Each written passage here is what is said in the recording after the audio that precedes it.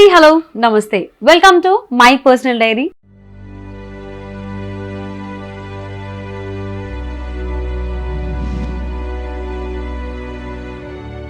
And ముందుగా ప్రేక్షకులందరికీ very happy new year. So అందరూ ఈ న్యూ ఇయర్ని హ్యాపీగా ఎంజాయ్ చేయండి.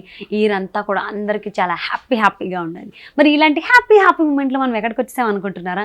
ఎక్కడికి అంటే కొత్త కాపు రవీందర్ రెడ్డి గారి జర్నీ గురించి, అంటే పొలిటికల్గా చైల్డ్హుడ్ ఎక్కడ జరిగింది, ఏంటి కెరీర్ ప్లాన్స్, ఏంటి అచీవ్మెంట్స్ ఏమున్నాయి, ఇలా ఎన్నో విషయాలను మనం ఇవాల్టి మై పర్సనల్ డైరీలో తెలుసుకోబోతున్నాం. మరి ఆలస్యం చేయకుండా వారిని అడిగి మరిన్ని విషయాలు.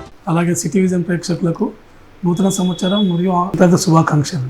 సో అంటే ఆ గేమ్లో మీకు ఏంటి బాగా నచ్చింది, ఎందుకు అంత బాగా ఆడేవాళ్ళు? చిన్నప్పటి నుంచి నాకు స్పోర్ట్స్ అంటే ఫస్ట్ కబడ్డీ ఆడేవాడిని. అంటే ఎస్బీఐలో వర్క్ చేశారు, అంటే మంచి కెడర్, చాలా బాగుంది, మంచి హై పొజిషన్కి వెళ్ళారు. సో మరి ఎందుకు? చిన్నప్పటి నుంచే నేను పబ్లిక్తో బాగా టచ్లో ఉంటానండి. చిన్నప్పటి నుంచే ఇప్పుడు ఉన్నటువంటి జనరేషన్లో స్కూల్స్, మీ జనరేషన్లో ఉన్న స్కూల్స్కి అప్పుడు బావులు ఉంటుండే, ఇప్పుడంటే స్విమ్మింగ్ పూల్ ఉన్నాయి. అప్పుడు అంటే యాజ్ ఏ పొలిటీషియన్గా మీరు లైఫ్ స్టార్ట్ చేశారు. Before that your house wife. సడన్గా ఆ చేంజ్ ఓవర్ అనేది మీకు ఎలా అనిపించింది? నేను నిజంగా చెప్పాలంటే కంప్లీట్ హౌస్ వైఫ్ని. అంటే పిల్లల్ని చదివించడము.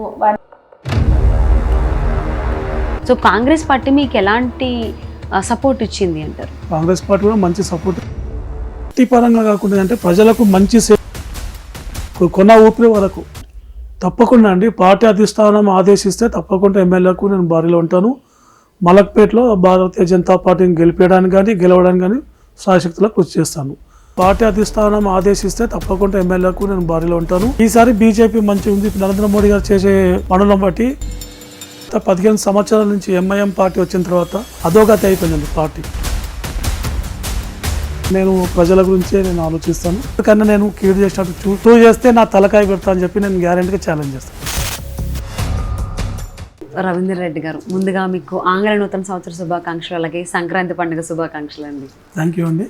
అలాగే సిటీ విజన్ ప్రేక్షకులకు నూతన సంవత్సరం మరియు సంక్రాంతి శుభాకాంక్షలు. హాయ్ హలో నమస్తే. సో వ్యూస్, ఇవాంటి పర్సనల్ డైరీ షోలో సో ఎవరిని తీసుకొచ్చాను ఏంటని ఆలోచిస్తున్నారా? సో ఆయన గురించి చెప్పాలంటే లిస్ట్ చాలా ఉంది. అండ్ హీఈస్ ఏ పొలిటీషియన్, అతను క్రీడాకారులు కూడా, స్పోర్ట్స్ మ్యాన్ అనమాట. సో స్పోర్ట్స్ మ్యానే కాకుండా ఇప్పుడు చాలా స్పోర్ట్స్కి అయినా చాలా సపోర్ట్ చేస్తున్నారు. సో ఈవెన్ ఇంట్లో ఉన్నటువంటి వాళ్ళ వైఫ్ని కూడా పొలిటీషియన్గా చేసి సపోర్ట్ చేయడం జరుగుతుంది. సో కల్చరల్ యాక్టివిటీస్ కనుక వాళ్ళ సరౌండింగ్స్లో జరుగుతుంది, వాళ్ళ కాన్స్టిట్యుయెన్సీలో కంప్లీట్గా ఫుల్ ఫ్లెడ్జ్డ్గా సపోర్ట్ చేస్తారనమాట. సో ఆయనే కొత్త కాపు రవీందర్ రెడ్డి గారు. మరి ఆయనతో పాటు ఈరోజు మనం ఉన్నాము. మరి ఆయన బోర్న్ అండ్ బాటప్ ఎక్కడ జరిగింది, ఏంటి, ఆయన పొలిటికల్ లైఫ్ ఎలా స్టార్ట్ అయింది, ఎందుకు జాబ్ రిజైన్ చేయజల్లా ఇందులోకి ఎందుకు వచ్చారు, ఏంటి, ఎవరు ఇన్స్పైర్ చేశారు, ఇలా ఎన్నో విషయాలను వారినే నేరుగా అడిగి తెలుసుకుందాం. నమస్కారం అండి. నమస్కారం అండి. సో ముందుగా మీకు సంక్రాంతి అలాగే నూతన సంవత్సర శుభాకాంక్షలు. థ్యాంక్ యూ అండి. మీకు కూడా సంక్రాంతి నూతన సంవత్సర శుభాకాంక్షలు. థ్యాంక్ యూ సో మచ్ అండి. అండ్ ఫస్ట్ ఆఫ్ ఆల్, అంటే మీ బోర్న్ అండ్ బాటప్ ఎక్కడ జరిగింది, మీ ఎడ్యుకేషన్ ఎక్కడ జరిగింది, సో మీ ఫ్యామిలీ బ్యాక్గ్రౌండ్ ఏంటి, దానికోసం మాకు చెప్తారా? బై బర్త్ ఇక్కడ అండి, సైదాబాద్ అని పుట్టి పెరిగింది సైదాబాద్లోనే. నేను చదువుకుంది కూడా ప్రైమరీ స్కూల్ వరకు సైదాబాద్ గవర్నమెంట్ స్కూల్లో చదువుకున్నాను. ఆ తర్వాత ఇంటర్మీడియట్ అనేది మలక్పేట జూనియర్ కాలేజ్, డిగ్రీ అనేది న్యూ సైన్స్ కాలేజ్లో చేయడం జరిగింది. సో అంటే డిగ్రీ చేసిన తర్వాత ఏం చేయాలి, అదే డిగ్రీ చదువుతున్నప్పుడే అప్పట్లో ప్లాన్స్ ఉండేవి, ఏం చేయాలి, మన కెరియర్ని ఎలా స్టార్ట్ చేయాలి అని. సో మరి ఏమనుకున్నారు మీ మైండ్లో అప్పుడు? నేను డిగ్రీ చేస్తున్నప్పుడే నాకు జాబ్ వచ్చిందండి. ఓకే. నేను volleyball national gold medals sports కోటాలో నాకు ఫస్ట్ డిఆర్డిఏలో జాబ్ వచ్చింది. ఆ తర్వాత డిఆర్డిఎల్లో జాబ్ చేస్తున్నప్పుడే మళ్ళీ నాకు ఇమ్మీడియట్గా బిఎస్ఎన్ఎల్ వాళ్ళు స్పోర్ట్స్ కోటాలో వాళ్ళు కూడా పిలవడం జరిగింది. మళ్ళీ డిఆర్డిఎల్ జాబ్కు నేను రిజైన్ చేసి బిఎస్ఎన్ఎల్ జాయిన్ అయ్యాను. ఆ తర్వాత 1984లో సబ్ ఇన్స్పెక్టర్ కూడా నేను సెలెక్ట్ అయినండి. మళ్ళీ 84లో నేను సబ్ ఇన్స్పెక్టర్ చేస్తున్న కాలంలోనే అదే సేమ్ స్పోర్ట్స్ కోటాలో స్టేట్ బ్యాంక్ ఆఫ్ ఇండియాలో కూడా జాబ్ రావడం జరిగిందండి. ఓకే. అంటే స్పోర్ట్స్ కోటా అంటున్నారు కదా, అంటే ఫస్ట్ నుంచి మీరు వాలీబాల్ గోల్డ్ మెడలిస్ట్. సో అంటే ఆ గేమ్లో మీకు ఏంటి బాగా నచ్చింది, ఎందుకు అంత బాగా ఆడేవాళ్ళు? చిన్నప్పటి నుంచి నాకు స్పోర్ట్స్ అంటే చాలా ఇష్టము. అందులో నేను ఫస్ట్ కబడ్డీ ఆడేవాడిని. ఓకే. స్కూల్ కాలేజ్లో కూడా నేను క్రికెట్ ఆడేవాడిని. తర్వాత కాలేజ్లో నేను గేమ్ సెక్రటరీ ఉన్నాను. కబడ్డీతో పాటు వాలీబాల్ కూడా ఆడాను. వాలీబాల్లో మంచి పేరు తెచ్చుకొని నేను వాలీబాల్లో స్టేట్ లెవెల్లో, నేషనల్ లెవెల్లో ఆడడం జరిగింది. ఓకే. సో అంటే ఈ ఎస్బీఐలో చాలా పెద్ద క్యాటర్ దాకా మీరు వెళ్ళడం జరిగింది. సో అంటే ఆ మధ్యలో మీకు సాటిస్ఫాక్షన్ ఉండే చేశారా, లేకపోతే ఇంట్లో సిచ్యువేషన్స్ వల్ల చేయడం జరిగిందా ఎస్బీఐలో జాబ్? లేదండి, జాబు అప్పట్లో జాబు అవసరం ఉండే, కంపల్సరీ జాబ్ చేయవలసి ఉండే. ఎందుకంటే మా ఫాదర్ కాడే, మేము 4 మెంబర్ బ్రదర్స్ ఉన్నాము, ఒక సిస్టర్. అప్పుడు నాకు జాబ్ అవసరం ఉండే కనుక జాబ్ చేసింది. ఓకే. అంటే మీరు ఇంటి పెద్దనా? లేదు, నేను మా మధ్యలో అతను, నాకన్నా పెద్ద అతను మా అన్న ఉన్నాడు. అతను కూడా డిఆర్డిఏలో సెక్యూరిటీ ఆఫీసర్గా రిటైర్డ్ అయ్యాను. ఓకే. ఈ మధ్య కాలంలో చనిపోవడం జరిగింది. సో మీరు సెకండ్? నేను సెకండ్. మా అన్న తర్వాత మా సిస్టర్ తర్వాత నేను, నా తర్వాత ఇంక 2 బ్రదర్స్. ఓకే. సో వాళ్ళందరూ కూడా ఇక్కడేనా, హైదరాబాద్లో? మొత్తం టోటల్ అంతా ఫ్యామిలీ మొత్తం ఇక్కడ హైదరాబాదు, దట్టు సైదాబాద్ ఉంది. ఓకే. సో అంటే మీ అమ్మగారి తరపు కానీ నాన్నగారి తరపు కానీ ఎవరైనా పొలిటికల్గా బ్యాక్గ్రౌండ్ ఉన్నారా ఇందులో? ఏమన్నా లేదండి, మా ఫ్యామిలీలో ఎవరు పొలిటికల్ లేరు. మొట్టమొదటి వ్యక్తిని నేనేమో పొలిటికల్. మీ నుంచి స్టార్ట్ అయింది అన్నమాట. మన ఎలక్షన్స్లో కూడా సైదాబాద్ డివిజన్ మహిళ వచ్చినందుకు మా మిస్సెస్ని సైదాబాద్ కార్పొరేటర్గా పెట్టుకొని ఆమెను గెలిపించడం జరిగింది. ప్రస్తుతం ఇప్పుడు సైదాబాద్ బీజేపీ కార్పొరేటర్గా ఉన్నారు. అంటే మీ వైఫ్ గురించి నేను చాలా తెలుసుకోవాలి, అది నేను తర్వాత అడుగుతా. దానికంటే ముందు అంటే ఎస్బీఐలో వర్క్ చేశారు అంటే మంచి కెడర్, చాలా బాగుంది, మంచి హై పొజిషన్కి వెళ్ళారు.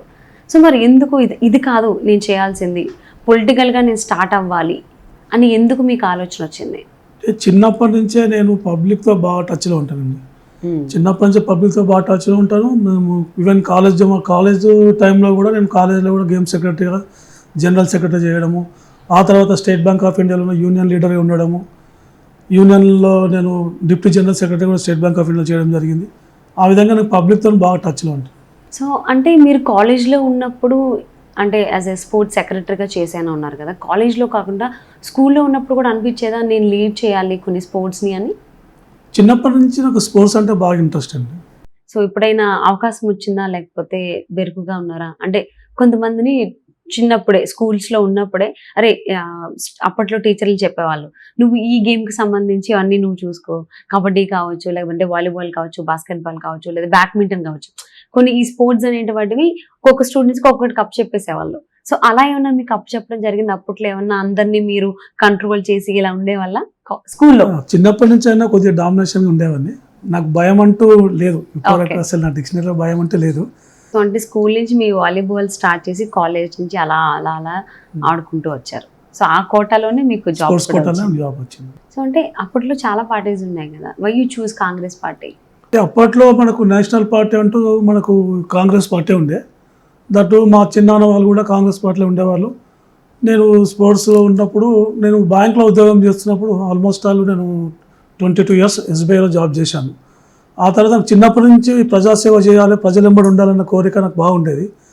అది దృష్టిలో పెట్టుకొని నేను 2007లో బ్యాంకుకు రాజీనామా చేశాను. సో అంటే ఇప్పుడు మన కెరియర్ గురించి కాకుండా మీ పర్సనల్గా స్కూల్లో కానీ కాలేజ్లో కానీ సో మీకు బాగా గుర్తుండిపోయేటువంటి ఏమైనా సంఘటనలు ఏమైనా ఉన్నాయా? ఏం లేదండి, మేము ఇప్పుడు ఒక నేషనల్ గోల్డ్ మెడలిస్ట్ అయినప్పుడు చాలా సంతోషపడింది. 20 years బ్యాక్ మా కోచ్లు అంటే మాకు ఎవరైతే మాకు కోచింగ్ ఇస్తారో వాళ్ళు ఆడే టైంలో 20 years back national gold Andhra Pradesh. ఆ తర్వాత మళ్ళీ నేను ఆడుతున్నప్పుడు, మేము ఆడుతున్నప్పుడు ప్రత్యేకంగా మళ్ళీ నేషనల్ గోల్డ్ మెడలిస్ట్ అనడం చాలా పెద్ద సంతోషమైన విషయం. సో అంటే మీరు స్కూల్ టైంలో కానీ లేదంటే అది కంటిన్యూషన్ కాలేజ్లో కానీ మీకు ఏదైనా హ్యాపీ అనిపించినా లేదా సాడ్, బాధ అనిపించినా ఎవరితో ఎక్కువ షేర్ చేసుకునేవాళ్ళు? బాధ అంటూ ఏం లేదు. ఎప్పుడన్నా స్పోర్ట్స్లో కొంచెం జరగని వల్ల సెలక్షన్లోకి లేదా బాధ అయినప్పుడు నా బెస్ట్ ఫ్రెండ్ మన్మోహన్ అని ఉండేది, సెంట్రల్ సూపరింటెండెంట్. ఇప్పుడు ప్రస్తుతంగా వాళ్ళు మన్మోహన్, శ్రీకాంత్తో వాళ్ళతో నేను షేర్ చేసుకున్నాను. శ్రీకాంత్ రెడ్డి అని మన్మోహన్ ఉండే. ఏదైనా మామూలుగా సెలక్షన్స్ కట్ చేసినప్పుడు కానీ ఇబ్బంది జరిగినప్పుడు వాళ్ళు షేర్ చేసుకుంటుండే, వాళ్ళు నాకు మంచి అడ్వైస్ ఇస్తుండే. మీకు బాగా స్కూల్ అనగానే గుర్తొచ్చేది ఏంటి వస్తుంది మీకు మైండ్లో? స్కూల్ అని గుర్తేం లేదు, గ్రూప్స్ ఉంటుండే, ఆ గ్రూప్ ఈ గ్రూప్ అంటుండే, కొట్లాడుకుంటుండే. గ్రూప్స్ ఉంటుండే. ఇంటర్మీడియట్లో ఉన్నప్పుడు సిఈసి గ్రూప్ అని, తర్వాత పక్కన మేము మలక్పేట్ జూనియర్ కాలేజ్ చదువుతున్నప్పుడు పక్కన ముంతాజ్ కాలేజ్ అని చెప్పి అప్పుడు చిన్న చిన్న గొడవలు అవుతుండే. ఆ గొడవలో ఏ గొడవ అయినా ఫస్ట్ నేనే ఉండేవాడిని. ఓకే, అంటే డిగ్రీ కాలేజ్లో ఇలా ఏమీ జరగలేదా మీకు? డిగ్రీలో చాలా తక్కువ వేసాను. ఫస్ట్ నేను సర్దార్ పటేల్ కాలేజ్లో చేశాను, స్పోర్ట్స్ కోటాలో. వాళ్ళు ఏంటంటే అప్పట్లో మీకు ఏం నువ్వు స్పోర్ట్స్ మెన్ కనుక నీకు ఫీజు ఇట్లా ఏమి ఉండదు, ఫ్రీ అడ్మిషన్ ఇస్తామంటే సర్దార్ పటేల్ కాలేజ్లో జాయిన్ అయినాం. ఓకే, సర్దార్ పటేల్ కాలేజ్లో జాయిన్ అవుతూ అందులో నేను డిగ్రీ BA చేస్తున్న టైంలోనే నాకు జాబ్ వచ్చింది ఓకే. BSNLలో. వచ్చేసరికి మళ్ళీ నేను అక్కడ కాలేజ్ వదిలేసి నేను మళ్ళీ BSNLలో జాబ్ చేసుకుంటూ ఈవినింగ్ న్యూ సైన్స్ కాలేజ్ చేశాను. న్యూ సైన్స్ కాలేజ్లో కొన్ని గొడవలు, ఎలక్షన్ టైంలో కొంచెం గొడవలు అయినాయి. మామూలుగా ఎలక్షన్లు కొట్టుకోవడం అది జరుగుతుంది. సో అంటే అప్పుడు అనిపించిందా నేను పొలిటీషియన్ అవ్వాలి, ఇంకా ఈ జాబ్ కాదు అని అప్పుడు అనిపించింది ఆ టైంలో? పొలిటీషియన్ కావాలని ఎప్పుడు అనుకోలేదు, కానీ ప్రజలతోనే ఉండాలని ఎప్పుడు అనుకునేవాడిని. పొలిటీషియన్ కావాలి నేను ఈ పోస్ట్ కావాలని ఎప్పుడు అనుకునేవాడిని. జనంతో ఉండాలి, జనంతో ఉండాలి, జనం బాగుండాలి, జనంతో ఉండాలి. నేను సింగిల్గా హోటల్ కూడా పోయి టీ తాగాను. ఎవరైనా ఉంటేనే వెళ్తాను, లేకుండా పోను. నాకు అసలు సింగిల్గా పోయి ఉండదు, ఎప్పుడైనా జనంతోనే ఉండాలి ఉంటాను. అంటే మీ కోట్ ఏంటి, మీ స్లోగన్ ఏంటి, జనాలకు సంబంధించి ఏది మీకు బాగా నచ్చేది? అంటే అంటే పాలిటిక్స్ అనేవి ఇప్పుడు వచ్చినవి కాదు కదా, ఎప్పటి నుంచో ఉన్నాయి. సో మీ స్కూల్ టైంలో ఉన్నాయి, మీ కాలేజ్ టైంలో ఉన్నాయి, ఎవ్రీవేర్ ఎనీ టైం ఉంది కాబట్టి. సో మీకు బాగా నచ్చిన స్లోగన్ ఏంటి? అందరం కలిసిమెలిసే ఉండాలనుకుంటాం. ఒకవేళ ఇప్పుడు నేను ఎప్పుడు మా ఫ్రెండ్స్ కానీ అందరూ చెప్తుంటాం, మనం 10 మంది ఉన్నాం అనుకోండి, 11వ వ్యక్తి కొంచెం తక్కువ, మనకన్నా తక్కువ ఉన్నవాడు కానీ డబ్బులు తక్కువ ఏమున్నా కానీ ఈ 10 మంది హెల్ప్ చేస్తే 11వ వ్యక్తి కూడా మనతో సమానం అవుతాడు. అందరినీ సమానంగా తీసుకుపోవాలనేది నా ఉద్దేశం. ఎవరైనా మన దగ్గర కొంచెం వీక్ ఉంటే హెల్ప్ చేయాలి, బిజినెస్లో కానీ దేంట్లో కానీ హెల్ప్ చేయాలనే ఉద్దేశం. ఓకే, అంటే మీరు కాలేజ్ టైంలో కూడా యాజ్ ఏ స్పోర్ట్స్ సెక్రటరీగా వర్క్ చేసేనా ఉన్నారు కదా, సో అది ఎలా జరిగింది ఏంటి? అంటే మీరే డైరెక్ట్గా యునానిమస్గా ఎన్నికయ్యారా, లేకపోతే మీతో పాటు వేరే నేను చిన్నప్పటి నుంచి స్పోర్ట్స్లో ఉన్నా కనుక నేను గేమ్ సెక్రటరీ, ఇంటర్మీడియట్లో గేమ్ సెక్రటరీగా నేను నామినేషన్ వేసిన తర్వాత ఇంకా 2-3 ఉండే. ఆటోమేటిక్గా వాళ్ళు వచ్చి అన్న మీరు వేసినారు కదా, మీరు గేమ్స్ అంటే మీకు చాలా ఇంట్రెస్ట్ అని చెప్పి నాకు యునానిమస్ ఇవ్వడం జరిగింది. అంటే బీజు ఇంటర్లో పడింది మీకు తెలియకుండా. సో అంటే నామినేషన్ అనేది చిన్న విషయం కాదు, పదం చిన్నదే, బట్ మీకు ఇంటర్లోనే నామినేషన్ ఏమి వేయాలి అని థాట్ వచ్చిందంటే సో మేబీ ఎలక్షన్స్లో నామినేషన్ వేసిన తర్వాత 2-3 వేరే వాళ్ళు ఉండే, వాళ్ళు విత్డ్రా చేసుకోవడం జరిగింది. యునానిమస్గా నేను గేమ్ సెక్రటరీ. ఓకే ఓకే, అంటే వాళ్ళకైనా వార్నింగ్ ఇచ్చారా? లేదు, వార్నింగ్ ఫ్రెండ్లీ అంతా. నేను చాలా ఫ్రెండ్లీగా ఉంటాను ఫ్రెండ్స్తో, నేను ఎవరితో గొడవలు పెట్టుకోను. అర్థమైపోతుంది, మీ వే ఆఫ్ టాకింగ్లోనే అర్థమవుతుంది. చాలా కూల్గా ఏం చేసినా చాలా కూల్గా, ఎదుటి వాళ్ళకి కూడా డౌట్ రాదు అంటే ఈయననేనా. ఒకవేళ మీరు ఎవరైతే మీరు కాలేజ్ టైంలో కొంతమంది వార్నింగ్ ఇచ్చిన అన్నారు కదా, కొంతసేపు అయింది నేను మాట్లాడింది రవీందర్ రెడ్డితోనేనా అని ఆలోచిస్తారు. అంటే వార్నింగ్ అని కాదు, ఎదుటి వాళ్ళని చతాంస్తులు అంటే మన ముందు ఎవరైనా బాధపడుతుంటే భరించుకోవాలి. అది అంటే ఇప్పుడు నెమ్మది చెప్తే ఎవరు వింటారండి, అలా పనులు చేసేవాళ్ళు అరే నువ్వు చేయకరా అంటే ఎవరు వినరు. అలా ఇప్పుడు మా పర్సనాలిటీ చూసి ఒక సగం భయపడతారు. అవును, సో అదే అప్పుడు మేబీ వాళ్ళకి తర్వాత ఆలోచించుకుని ఉంటుంటారు, నేను మాట్లాడింది ఎవరితో, ఈయనతోనేనా అని. అంటే ఇచ్చాము, కాలేజీలో చాలా గొడవలు అవుతుండే కానీ మేము గట్టిగా ఉంటుండే. అంటే న్యాయం సైడ్ మేము పోరాడుతుండే కనుక మాకు వేరే వాళ్ళు కూడా సపోర్ట్ చేస్తుండే. ఇంక్లూడింగ్ ఆ టైంలో కూడా మాకున్న ప్రిన్సిపాల్ వారు కూడా రవీందర్ రెడ్డి కొట్లాడినంటే వాడు కరెక్ట్ ఉంటేనే కొట్లాడతారు అని చెప్పి వేరే వాళ్ళు అంటుండే. మాకు మందలిస్తుండే, కానీ ఎదుటి వాళ్ళకి మాత్రం అట్లా చెప్తుండే, రవీందర్ రెడ్డి కొట్టినాడు కొట్లాడినంటే వాడు కరెక్ట్ ఉంటేనే వస్తారా, లేకుంటే వాడు రాడు అని చెప్పి మా ప్రిన్సిపాల్ కూడా ఆ టైంలో అనేవాడు. ఓకే, సో అంటే అలాంటి టైమ్స్లో మీకు అమ్మాయిల నుంచి కూడా మంచి సపోర్ట్ ఉండేదా? అమ్మాయిలకు సపోర్ట్ చేస్తూ అమ్మాయిలు నన్ను బాగా లైక్ చేసేవాళ్ళు. అట్లనే నేను కూడా ఒక అమ్మాయిని లవ్ చేయడం జరిగింది. మీకు ఎన్ని ప్రపోజల్స్ వచ్చాయి? మీరు లైక్ చేయడం కాదు, మీకు ఎన్ని ప్రపోజల్స్? ప్రపోజల్స్ అని కాదు, అందరూ మంచిగా ఉండేవాళ్ళు, మంచిగా మాట్లాడుతున్నారు. ఎక్కువ మటుకు లేడీస్కి ఏదన్నా ప్రాబ్లం వస్తే నాకు చెప్పేవాళ్ళు వచ్చి కాలేజ్. ఈవెన్ మా కాలేజ్ ప్రెసిడెంట్ ఉన్న వాళ్ళు ఉన్నా కానీ నాకు అందరూ అన్న అనేవాళ్ళు. రాఖీ పుణ్యం వస్తే ఇంటికి వచ్చి రాఖీలు కట్టేవాళ్ళు. మీ కాలేజ్ గ్రూప్లో అంటే మీ క్లాస్ రూమ్లో ఎంతమంది స్ట్రెంత్, అందులో ఎంతమంది మీకు రాఖీలు కట్టారు? ఆల్మోస్ట్ నాకు చాలా మంది రాఖీలు కట్టేవాళ్ళు కాలేజ్లో. ఓకే, అంటే ఓన్లీ మీ క్లాస్ రూమ్ వరకే మనం మాట్లాడుకుంటే ఎంతమంది స్ట్రెంత్ ఉండేవాళ్ళు అమ్మాయిలు? మాకు మొత్తం టోటల్ అప్పుడు ఇంటర్మీడియట్లో 35-36 మెంబర్స్ ఉంటుండే. ఓకే, 15-16 మెంబర్స్ లేడీస్ ఉంటుండే, మిగతా వాళ్ళంతా జెంట్స్ ఉంటుండే. సో అంతే 15 మంది అమ్మాయిలు మీకు రాఖీలు కట్టేశారు? ఆల్మోస్ట్ వాళ్ళు అందరు కట్టేవాళ్ళు.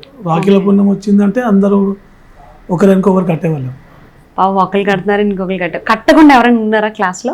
అలాంటి వాళ్ళు ఉన్నారు. నేను అడిగేది వాళ్ళ గురించే, మీరు అదే చెప్పట్లేదు. కట్టకుండా ఎంతమంది ఉన్నారు అయితే అది చెప్పండి. ఉన్నారు ఇప్పుడు పేర్లు వేసుకుంటారు. పేర్లు వద్దు, నెంబర్ చెప్పండి చాలు, పేర్లు వద్దులే. 4-5 మెంబర్స్ దాకా ఉంటారు. 4-5 మెంబర్స్ మీరు కట్టలేదు. వాళ్ళు స్పోర్ట్స్లో కూడా టచ్ ఉండే వాళ్ళు ఉంటారు. ఒకవేళ ఎవరైతే కట్టడానికి వచ్చారో ఎప్పుడైనా అరే నాకు కట్టద్దు ఈ అమ్మాయి అని అనుకున్నారు ఎవరి గురించి అయినా? అట్లా లేదు, నేను ఒకే అమ్మాయిని లవ్ చేసిన ఒకే అమ్మాయితోనే ఓకే, అమ్మాయి ఎలాగో మీ దగ్గరికి రాలేదు రాఖీ కట్టడానికి? రాదు, ఎట్లా రాదు కదా. అంటే ముందే హింట్స్ ఇచ్చేసారా నువ్వు రావద్దు చేయొద్దు అని? ఇక అది అర్థమైపోతుంది, అండర్స్టాండింగ్ కదా. ఇంకా అంటే మాట్లాడుకున్నారా కాలేజ్లోనే? చాలా తక్కువ, అంటే ఇప్పుడున్నంత అప్పుడు ఫోన్లు లేవు ఏమో, చాలా తక్కువ. మేము ఇంటర్మీడియట్ 2 years, తర్వాత డిగ్రీ 3 years, 5 yearsలో చాలా చాలా తక్కువ. ఓకే, ఒక సినిమా మేము సినిమాకి వెళ్ళాలన్నా కూడా ఫస్ట్ ఆమె పోయి కూర్చోవడం, తర్వాత నేను రావడం, మళ్ళీ సినిమా సగం వెళ్ళిపోవడం. కనుక ఎప్పుడు ఇట్లా కలిసి చాలా భయం ఎక్కువ ఉంటుండే, చాలా భయంతో జరిగేవాళ్ళం. సో అంటే మీ స్కూల్ క్లాస్మేట్ ఆ అమ్మాయి లేకపోతే? మా కాలేజ్ ఉండేనేమో సిఈసి ఉండే, మా బైపీసీ ఉండే, ఒకటే కాదు, same college. Same college mate, school mate కాదు? కాదు. ఓకే, కాలేజ్లో మీకు అన్ని కాలేజ్ నుంచి మీకు స్టార్ట్ అయినాయి అయితే? ఇంటర్ నుంచి మీ లవ్ అక్కడే స్టార్ట్ అయింది, మీ ఎలక్షన్ నామినేషన్ ఇంటర్లోనే స్టార్ట్ అయింది, ఇంకేం స్టార్ట్ అయ్యాయి ఇంటర్లో? ఇంటర్ అయిపోతూనే జాబ్ కూడా వస్తుంది డిఆర్డిఎల్లో. వావ్, కెరీర్ కూడా ఇంటర్లోనే స్టార్ట్ అయిపోయింది. సో అంటే లైఫ్లో ఏవైతే కావాలో అన్నీ మీకు ఇంటర్లోనే స్టార్ట్ అయిపోయాయి అప్పట్లో. Very good. సో ఆ అమ్మాయి పేరు చెప్తారా? మీరు ఎలా ప్రపోజ్ చేశారో ఒకసారి చెప్తారా మాకు? ప్రపోజల్ అంటే ఏం లేదు, మామూలుగా మాట్లాడుతుండే. ఒకరోజు ఆమె కెమిస్ట్రీ లెక్చరర్తో ఏదో ఇంగ్లీష్లో బాగా మాట్లాడుతుంటే నేను మా ఫ్రెండ్స్తో అన్నాను, అరే ఏంటి అమ్మాయి ఇంగ్లీష్లో ఇంత బాగా గట్టిగా మాట్లాడుతుంది అది అని చెప్పి. అంటే మా ఫ్రెండ్స్ నన్ను కొద్దిగా అరా నువ్వు అమ్మాయిని చూస్తున్నావా, అమ్మాయిని పటాయించడం చాలా కష్టం అది అంటే, పటాయించడం పెద్ద పని అది అని చెప్పి ఆ విధంగా మాట్లాడడం స్టార్ట్ అయింది. అట్లా మాట్లాడుతూ ఇంకా డీప్లో వెళ్ళిపోయాను ప్రేమలో. ఓకే, మరి ఎప్పుడు అమ్మాయికి చెప్పారు? ఇంట్లో ఎప్పుడు చెప్పారు? ఇంట్లో మీ ఇంట్లో ఎప్పుడు చెప్పారు? ఇంట్లో నేను జాబ్ వచ్చిన తర్వాత, state bank of India job వచ్చిన తర్వాత నాకు మ్యారేజ్ ప్రపోజల్స్ వస్తున్నప్పుడు చెప్పాను, నేను ఒక అమ్మాయిని లవ్ చేశాను, అమ్మాయిని పెళ్లి చేసుకుంటాను చెప్పాను. మా ఫాదర్ ప్రతిదానికి నన్ను ఏదనుకోరు. మదర్ అన్నది అరే ఎందుకు రాదు అని చెప్పన్నది, కానీ తర్వాత మదర్ కూడా దగ్గరుండి పెళ్లి చేసినాను. ఓకే, సో అమ్మాయికి ఎప్పుడైనా ప్రపోజ్ చేశారా? అమ్మాయి పేరు చెప్పట్లేదు నాకు, నేను నాచే చెప్పిస్తారా ఏంటి కొంపతీసి? అదే అమ్మాయి ఇప్పుడు మా మిస్సెస్ అరుణ. అప్పట్లో ఏమని పిలిచేవాళ్ళు? అప్పుడైనా అరుణానే పిలిచేవాళ్ళు. అప్పుడు కూడా అరుణానే, వేరే నిక్ నేమ్స్ ఏం లేవు. సో అరుణ్ గారిని అలా మొత్తానికి అందరికి హెల్ప్ చేస్తూ నిజంగానే పటా ఇచ్చేసారు. మీ ఫ్రెండ్స్ సపోర్ట్ తీసుకున్నారా? ఎవరు చెప్పేవాళ్ళం కాదు, అప్పుడు చాలా భయం కదా, ఎవరికి షేరింగ్ లేదు ఫ్రెండ్స్ లో. చేసేవాళ్ళం కాదు. మీలో మీరే మా ఫ్రెండ్స్ ఒకరిద్దరు ఉండేవాళ్ళు, ఆమె ఫ్రెండ్స్ ఉండేవాళ్ళు. ఏదైనా ఉండాలంటే డైరెక్ట్ చెప్పాలంటే అలా ఫ్రెండ్స్కి చెప్పేవాళ్ళు, వాళ్ళు మా ఫ్రెండ్స్ చెప్పుకుంటే మాకు వచ్చి చెప్తున్నారు. ఆ విధంగా ఉండే చాలా భయం ఉంటుండే, ఎక్కడైనా పోవాలన్నా మాట్లాడాలన్నా కొంచెం. ఇప్పుడంతా ఫ్రీ లేదు. డైరెక్ట్గా ఎప్పుడు మాట్లాడుకున్నారు మీరు అరుణ గారు? ఇంటర్మీడియట్ అయిపోయిన తర్వాత ఆమె డిగ్రీ చేస్తున్నప్పుడు అప్పుడు మ్యారేజ్ ప్రపోజల్స్ అనుకున్నాం. ఆమెకు కూడా పెళ్లి సంబంధాలు వస్తున్నాయి మాకు, అప్పుడు అనుకున్నాం మనం చేసుకుందాం పెళ్ళి. ఓకే, అరుణ్ గారు కూడా వాళ్ళ ఇంట్లో ఒప్పుకున్నారా? కొద్దిగా ఫస్ట్లో స్టార్టింగ్లో కొంచెం వాళ్ళ ఇంట్లో కూడా వద్దని చెప్పారు. వాళ్ళ పక్కన తను ఉండే సెక్రటరీలో జాబ్ చేసి చెప్పాడు, అరే బాబు మంచోడు కదా, స్టేట్ బ్యాంక్ ఆఫ్ ఇండియా ఉద్యోగం చేస్తున్నాడు, వాలీబాల్ ప్లేయరు, ఏం తక్కువ ఉంది అదని చెప్పి మా మామగారికి పక్క తను వాళ్ళ కొలికి చెప్పడం జరిగింది. కొంచెం కన్విన్స్ అయ్యారు. ఓకే, సో అలా కన్విన్స్ చేసి పెద్దలు కన్విన్స్ చేసి మంచిగా పెద్ద గ్రాండ్గా పెళ్ళి బ్యాండ్ బరాత్తో చేసుకున్నాం. ఓకే, అందరిలాగా ఏదో ఎత్తుకోపోలేని కాదు. ఓకే, అమ్మాయి మనసు ఎత్తుకెళ్ళిపోయారు, అది చాలదు? అమ్మాయి మనసు ఎత్తుకెళ్ళిపోయారు, అది సరిపోయి అది చాలదా? ఇప్పుడు ఏంటంటే అంటే ఎత్తుకపోవడం అది అని అంటే అలా లేదు. చాలా మంది అన్నారు బయటకు వెళ్ళిపోయింది, లేదు ఇంట్లో ఒప్పించే పెళ్ళి మ్యారేజ్ ఫంక్షన్ తీసుకొని ఫంక్షన్ చేసుకుని. ఓకే, సో ఎప్పుడు జరిగిందండి మీ పెళ్ళి? 1986లో. 1986 ఏ మంత్?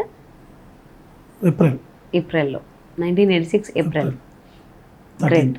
సో ఇద్దరు కష్టపడి ఇష్టపడి ఇద్దరిని పేరెంట్స్ని ఒప్పించి పెళ్లి చేసుకున్నారు. ఓకే, ఎన్ని ఇయర్స్ అయింది మీ మ్యారేజ్ లైఫ్? 86 అంటే ఇప్పుడు అంతే, 22 అంటే ఇప్పుడు 34-35 years అవుతుంది. ఎలాగో అలా చక్కగా ప్రేమించి చెప్పకుండా ఇద్దరు ప్రపోజ్ చేసుకోకుండా ఇంట్లో ఒప్పించి పెళ్లి చేసుకున్నారు. సో మీ కిడ్స్, మీ అబ్బాయి గురించి చెప్పండి. ఇద్దరు పిల్లలండి, ఒక బాబు ఒక పాప. ఓకే, ఇద్దరిది పెళ్ళి అయిపోయింది. బాబుకి 2 కొడుకులు. బాబు డాక్టర్, ఓకే, పాప బీటెక్ అయిపోయింది, జాబ్ చేస్తుండే. మ్యారేజ్ తర్వాత జాబ్ వదిలేసేసి ఇంటి హౌస్ వైఫ్ అని. ఎస్బీలో రిజైన్ చేసేసారు, మంచి పొజిషన్లో ఉన్న జాబ్. సో ఆ రిజైన్ చేస్తున్నాను అన్నప్పుడు మీ ఫ్యామిలీ సపోర్ట్ అలాగే అరుణ్ గారి సపోర్ట్ ఎలా ఉంది? అంటే యాక్చువల్గా మేము చెప్పాను కదా, 2 పిల్లలు చదువుకున్నాము, మంచి సెటిల్ అయినాము, ఉద్యోగం అవసరము అనిపించలేదు. ఎందుకంటే నాకు ముందు నుంచి ప్రజాసేవ చేయాలని చాలా ఇంట్రెస్ట్. ఈ ఉద్యోగంలో ఉంటే నేను ప్రజలకు కరెక్ట్ సేవ చేయలేనన్న ఉద్దేశంతో నేను 2007లో రాజీనామా చేసి నేను అప్పుడున్న నేషనల్ పార్టీ కాంగ్రెస్లో జాయిన్ అవ్వడం జరిగింది. అంటే మనము ఉద్యోగం ఉంటే ఫుల్గా నేను సర్వీస్ చేయలేకపోతున్నా అన్న ఉద్దేశంతో నేను రాజకీయంలోకి రావడం జరిగింది. అంటే ఈ మీ డెసిషన్ ఏదైతే ఉందో అది ఇంట్లో చెప్పిన తర్వాత వాళ్ళు యాక్సెప్ట్ చేశారా, ఏమన్నారు? అంటే అప్పటికే నేను మంచి సెటిల్ అయిపోయానండి. ఉద్యోగం చేసుకుంటూ నేను కొంచెం బిజినెస్ చేశాను, ల్యాండ్ బిజినెస్, ప్లాటింగ్స్ అవి చేశాను. భగవంతుని దగ్గర మంచి డబ్బు సంపాదించుకున్నాము. ఇంకా ఎంత సంపాదించుకున్నా ఇంతే కదా, నేను ప్రజలకి మనం సేవ చేయాలి. అంటే రేపు మనం ఉన్నా రేపు మనం లేకున్నా పలానా వ్యక్తి మంచివాడు అన్నది ఒక మంచి పేరు సంపాదించుకునే ఉద్దేశంతో నేను రాజకీయాల్లోకి వచ్చాను. దానికి మా ఇంట్లో కూడా ఎంకరేజ్ చేసినాను. ఓకే, ఎవరు ఇప్పుడు అవసరమా ఎందుకని ఏం మాట్లాడలేదు? లేదండి. ఓకే, సో అలా కెరీర్ స్టార్ట్ చేశారు, కాంగ్రెస్ పార్టీలోకి వెళ్ళారు. ఈ ఎన్ని సంవత్సరాలు కాంగ్రెస్ పార్టీలో ఉండి ఏం చేశారు, ఏం చేయాలనుకున్నాం అన్నీ చేశారా, లేకపోతే ఏమన్నా అడ్డంకులు ఏమైనా వచ్చాయా? లేదండి, నాకు కాంగ్రెస్ పార్టీలో కూడా మంచి అవకాశాలు ఇచ్చారు. నేను సిటీ వైస్ ప్రెసిడెంట్ చేశాను. అప్పుడు ఉమ్మడి రాష్ట్రానికి రాష్ట్ర ప్రచార కమిటీ మెంబర్గా చేశాను. ఆ తర్వాత నాకు లాస్ట్ టైము కాంగ్రెస్ నుంచి కార్పొరేట్ టికెట్ కూడా ఇవ్వడం జరిగింది. కాంగ్రెస్ పార్టీలో కూడా నాకు అన్యాయం జరగలేదు. కానీ కాంగ్రెస్ పార్టీకి ఇక్కడ మళ్ళీ భారతీయ జనతా పార్టీని పోల్చుకుంటే నరేంద్ర మోడీ గారు చేసే మంచి పనులను చూసి ఆకర్షితులై నేను భారతీయ జనతా పార్టీకి రావడం జరిగింది. నమస్కారము, నా పేరు దశరథ లక్ష్మి. నేను భాగ్యనగర్ జిల్లా మహిళా అధ్యక్షురాలుగా పనిచేస్తూ ఉన్నాను. మరి ఈరోజు మలక్పేట్ నియోజకవర్గంని చూసుకున్నట్లయితే మరి గతంలో కూడా మలక్పేట్ నియోజకవర్గము భారతీయ జనతా పార్టీ కైవసంగా ఉండేది. ఎన్నో సంవత్సరాలుగా కూడా మరి బీజేపీ నుండి ఇక్కడ ఎన్నో అభివృద్ధి పనులను మలక్పేటలో చేయడం జరిగింది. మరి ఈరోజు డబుల్ బెడ్రూమ్ ఇండ్లు అని చెప్పుకునేది గతంలోనే మరి బీజేపీ అధికారంలో ఉన్నప్పుడు ఎంతోమందికి పేదలకు మరి ఇండ్లు నిర్మించడం జరిగినది. రానున్నది మరి తెలంగాణ రాష్ట్రంలో రానున్నది బీజేపీ ప్రభుత్వమే. గోల్కొండ మీద మేము ఖచ్చితంగా భారతీయ జనతా పార్టీ జెండాను మేము ఎగరేస్తాము. ఇదే రకంగా నేను ఏ రకంగానైతే ఈ భాగ్యనగర్ జిల్లా మహిళా మోర్చా అధ్యక్షురాలుగా ఉన్నామో మా నియోజకవర్గం నుంచి కూడా మేము మలక్పేటని, మా జిల్లా నుంచి కూడా మేము మలక్పేటని గెలుచుకొని తీర్థమని మేము ఈ సందర్భంగా తెలియజేస్తూ ఉన్నాం. నమస్కారం, నా పేరు సంధ్యారాణి. కొత్తగాపు అరుణ రవీందర్ రెడ్డి గారు ఎప్పుడూ సహకారం అందిస్తుంటారు. వారి నేతృత్వంలోనే మేమందరము, తనతో పాటు మేము కలిసి మహిళలందరము వర్క్ చేస్తుంటాము. బీజేపీ నుండి మేము అధిక సంఖ్యలో బీజేపీ కార్యకర్తలుగా మహిళలందరము మా మహిళా మోర్చా టీంలో ఒక 20-25 నుండి మహిళా మోర్చా టీం ఏర్పరచుకొని వారికి సహాయంగా ఉంటూ మా భారతీయ జనతా పార్టీకి చేదోడు బాదుడుగా ఉంటూ మేము కూడా రాబోయే అసెంబ్లీ ఎలక్షన్లలో బీజేపీ మా జెండా ఎగరేయాలనేసి మేమందరం కూడా మేము ఎల్లవెల్లా కృషి చేస్తామని మహిళలందరి తరపున మేము కోరుకుంటున్నాం. ధన్యవాదాలు. నమస్తే అండి, నా పేరు Vanaja, Saidabad division general secretary. నేను మహిళా మోర్చాకి 2 years బ్యాక్ అరుణ రవీందర్ రెడ్డి గారు ఈ సైదాబాద్ డివిజన్కి కార్పొరేటర్గా ఎన్నికయ్యారు. అంతకుముందు మహిళలు ఇండ్ల నుంచి బయటకు వచ్చేది కాదు. తను గెలిచిన తర్వాత ప్రతి మహిళ బయటకు రావడానికి చాలా ఉత్సాహం చూపిస్తున్నారు. ఎమ్మెల్యే సీటుని కైవసం చేసుకొని మోడీ గారికి గిఫ్ట్ ఇద్దామని చాలా బలంగా చెప్తున్నాం. ఖచ్చితంగా 100% మేము ఎమ్మెల్యే సీటు గెలుస్తామని చెప్తున్నాను. నాకు ఈ అవకాశం ఇచ్చినందుకు thank you. City vision viewers అందరికీ నా నమస్కారము. నా పేరు విజయలక్ష్మి. నేను సైదాబాద్ డివిజన్ మహిళా మోర్చా నుంచి ట్రెజరర్గా మాట్లాడుతున్నాను. ఇక్కడ మా సైదాబాద్ డివిజన్లో మా అరుణక్క గారు గెలిచినప్పటి నుంచి మా మహిళల్లో చాలా ఉత్సాహంతో మేము ముందుకు వస్తున్నాము. ఎంతోమంది కూడా మహిళలు ముందుకు వస్తున్నారు. ఈసారి ఎలక్షన్స్లో కూడా మేము గట్టిగా పోటీ ఇవ్వాలనుకుంటున్నాము. తప్పకుండా గెలుస్తామనేసి మనస్ఫూర్తిగా చెప్తున్నాను. జై శ్రీరామ్, భారత్ మాతా కీ జై. నా పేరు Gangisetti Rajesh, Malakpet assembly OBC Morcha convener. నేను అందరు లీడర్లకి ఫ్యాన్స్ ఉంటారు, కానీ రవీందర్ అన్న మాత్రం చాలామంది ఫాలోవర్స్ ఉన్నారు. అంటే ఫ్యాన్స్ ఎట్లా ఉంటారు అంటే ఒక లీడరు ఒక ఉన్నత స్థాయికి పోయినంత వరకే ఫ్యాన్స్ ఉంటారు. మళ్ళీ ఆయన ప్లేస్లో కొత్త లీడర్ రీప్లేస్ కాగానే ఆ ఫ్యాన్స్ అనేది మారిపోతూ ఉంటారు. అట్లా కాకుండా ఫాలోవర్స్ ఏంటంటే ఫస్ట్ నుంచి లాస్ట్ వరకు ఉండేవాళ్ళు ఫాలోవర్స్ అంటారు. మళ్ళీ ఈ మలక్పేట అసెంబ్లీలో కూడా 3 తరాలను అంటే 3 టైమ్స్ నుంచి ఇక్కడ ఎంఐఎం గెలుస్తూ ఉంది. మళ్ళీ ఏమైనా సమస్యలు పరిష్కరించారా ఎంఐఎం వాళ్ళు అంటే కూడా అన్ని సమస్యలు అలాగే తిష్టవేసి ఉన్నాయి. మళ్ళీ సమస్యలు అన్నీ కూడా పరిష్కరించాలంటే బీజేపీ ఇక్కడ మలక్పేటలో గెలవాల్సి ఉంది. ఏం చేశారు ఎంఐఎం వాళ్ళు? మేనిఫెస్టో లేకుండా ఇక్కడ గెలుస్తూ ఉన్నారు. మలక్పేటే కాకుండా ఇంకా మిగిలిన 6 కాన్స్టిట్యున్సీలలో కూడా వితౌట్ మేనిఫెస్టో గెలుస్తూ ఉన్నారు. ఓట్ బ్యాంకుని డూప్లికేట్ ఓట్ బ్యాంక్ని చేసుకొని గెలుస్తూ ఉన్నారు. ఏం చేసినారంటే కబ్జాలు చేసినారు. నాణ్యత లేని రోడ్లు, వీధి దీపాలు వెలగవు, చెత్త ఎక్కడ పడితే అక్కడనే ఉంది. మళ్ళీ కేసీఆర్ గారితో కలిసి కేసీఆర్ స్టీరింగ్ మా చేతులు ఉందంటారు. ఇలాంటివన్నీ కూడా చాలా సమస్యలు ఇక్కడ తిష్టవేసి ఉన్నాయి. మళ్ళీ రానున్న రోజుల్లో కేంద్ర ప్రభుత్వం ప్రవేశపెట్టినటువంటి పథకాలన్నింటినీ కూడా ప్రజల వరకు తీసుకెళ్ళి మళ్ళీ బీజేపీ తోటే అనేది సబ్కా సాత్, సబ్కా వికాస్, సబ్కా ప్రయాస్ అనేది మేము ప్రజల వరకు తీసుకెళ్ళి మజ్లిస్ జెండాని మలక్పేట్ గడ్డపై నుంచి దించి మలక్పేట్ గడ్డపైన కాషాయం జెండాని రెపరెపలాడిస్తామని ధీమా వ్యక్తం చేస్తున్నాం. భారత్ మాతాకి జై, భారతీయ జనతా పార్టీ జిందాబాద్. ఏ విధంగా అయితే ఇప్పుడు మన తెలంగాణ ఒక ప్రాంతంలో కుల మరియు ఒక కుటుంబ నియంత్రణ పాలన జరుగుతుందో ఆ కుటుంబ నియంత్రణ పాలనని అరికట్టడానికి మన భారతీయ జనతా పార్టీ యొక్క ప్రత్యేకత ఏంటంటే భారతీయ జనతా పార్టీ అంటేనే ఒక కుటుంబం. మా కుటుంబం నుంచి ఒక నేత, మా కుటుంబంలో నేతలు ఉండరు. భారతీయ జనతా పార్టీ అంటే ప్రతి ఒక్కరూ సేవకులే తప్ప నాయకులు లేరు. అదే ఒక నిదానంతో మేము ముందుకు సాగిపోతాం. అదేవిధంగా ఈరోజు మన మలక్పేట్ కాన్స్టిట్యున్సీ నుంచి మన రవీందర్ అన్న గారికి రాబోయే రోజులలో ఎట్టి పరిస్థితుల్లో మన యొక్క ఎమ్మెల్యే ఆ అధిష్టానాన్ని చేకూర్చుకోవడానికి ఎట్లయినా మేము పాల్పడతామని ఈ సందర్భంగా మేము తెలియజేసుకుంటున్నాం. అదేవిధంగా ఈ యొక్క ఏదైతే గులాబీ దళం ఉందో ఆ గులాబీ దళం యొక్క గుండెల మీద మా యొక్క జెండాని పాతడానికి ముందడుగు వేస్తున్నామని ఈ సందర్భంగా మేము తెలియజేసుకుంటున్నాం. So viewers, let's take a short break in my personal diary.